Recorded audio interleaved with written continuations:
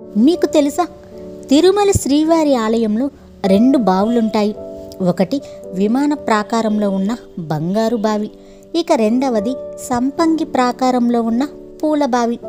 పూలబావి వృత్తాంతం వరాహ పురాణంలో ఉంది. శ్రీవారి పరమ భక్తుడైన తొండమాన్ చక్రవర్తికి స్వామివారు తన దర్శనం నిత్యం అనుగ్రహించేవారు. ఒకరోజు శత్రువుల దాడిలో బలం సరిపోని తొండమానుడు వేలకాని వేళ స్వామివారి దర్శనానికి రాగా శ్రీవారు సతీ సమేతంగా విహరిస్తున్నారు. ఆ వేళలో వెంటనే తొండమాన్ చక్రవర్తిని చూసిన శ్రీదేవి, భూదేవి ఇద్దరు ఆయనకు కనిపించకుండా దాక్కున్నారట. శ్రీదేవి స్వామివారి పూలమాల వెనుకకు తప్పుకోగా ఇక భూదేవి బావిలోకి ప్రవేశించారట.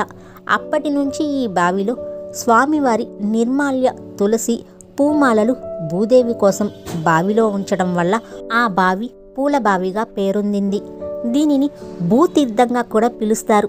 అందుకే తిరుమలలో పువ్వులన్నీ భూదేవివే అని తలచి ఎవరు పూలు ధరించరు.